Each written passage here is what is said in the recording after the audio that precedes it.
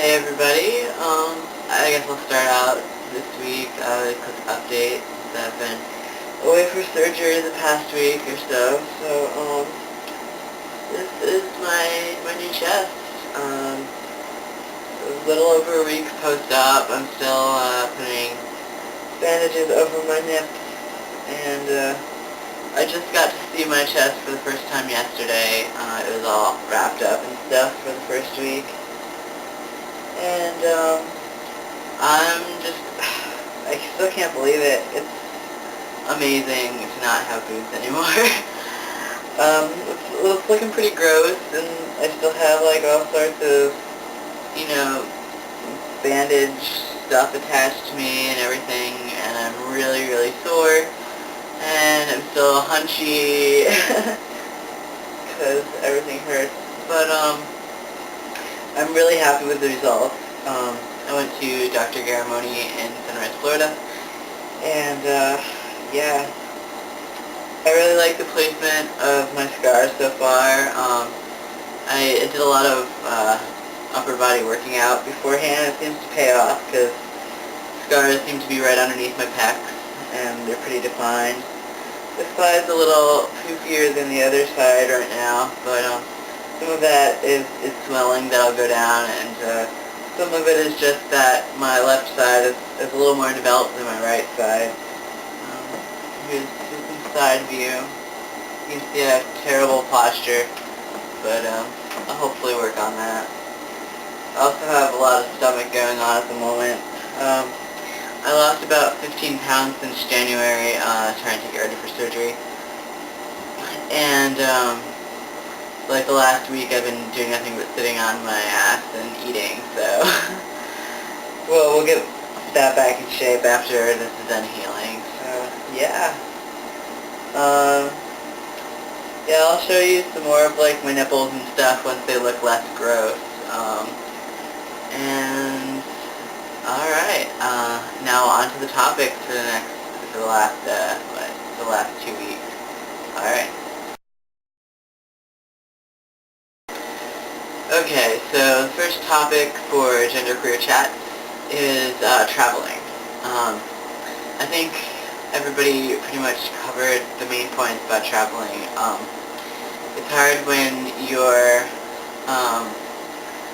identity doesn't really match who you are, and when people see you in a way that's different from how you see yourself. And it's even harder when people don't know what to think of you, especially in situations like security on an airplane or something like that. I always have to think about, well, not anymore, but I did have to think about whether or not to bind, because it's really uncomfortable to bind for a long period of time when you're traveling. So usually I don't bind and just, or like whatever, because I won't see, you know, any of those people that I see in the plane, you know, ever again pretty much. So, and then when I'm in the car with like people I know, then they don't really care, so.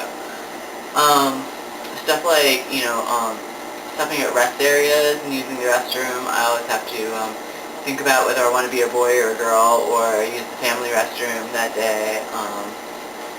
And also in terms of airplane travel, I have to think about how to package my testosterone, because I can't, you know, just bring needles on my carry-on luggage. I would have to check it, and I don't really like checking my luggage because who knows if it'll get there or not. And now they're like charging extra for checked luggage too, so.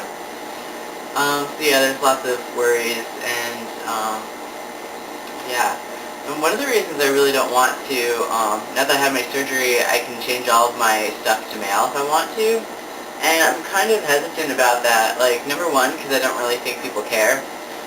It really hasn't been an issue for me up until now. And also, like, if I do have to get checked at airport security or something like that, I'm really not comfortable having a male person, you know, frisk me down or anything. So, I kind of want the option to be female in situations where I feel comfortable like that. So,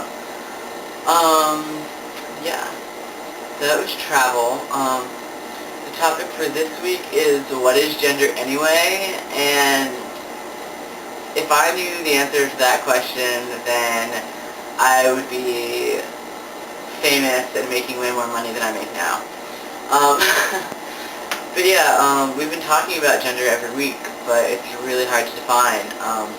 Like the most basic definition is like, sex is biological and gender is, societal, um, pressures and roles that people are forced into based on, their biological male or femaleness. But I mean, as we all know, that, sex doesn't equal gender, and even though, like, some things are influenced by what might have been a biological fact, there are indeed more sexes than two, and everyone's biology is different.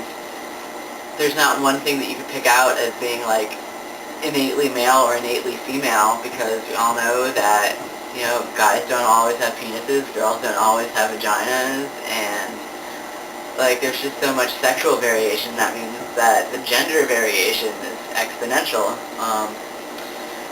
I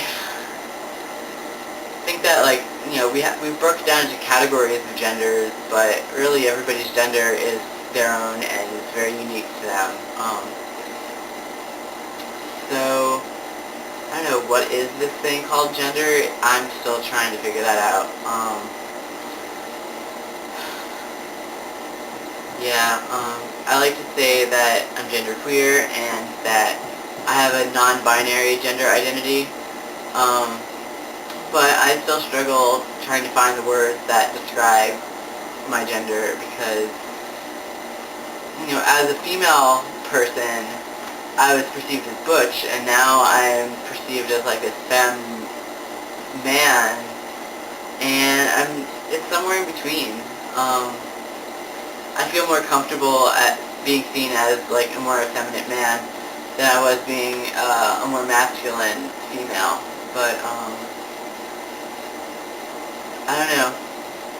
Like the words that exist don't describe me fully so far. So that's why we have to have this channel and talk about these things and try to come up with our own words and struggle through it, because I mean, if we can't just figure out gender, then how is everybody else going to figure out gender? So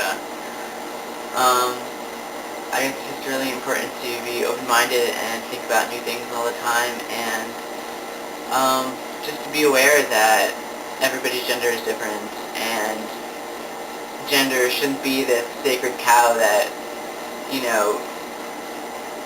can't be changed. Gender is like held up by society as like this thing that is static and unchanging, when really it's one of the most dynamic processes that exists in society.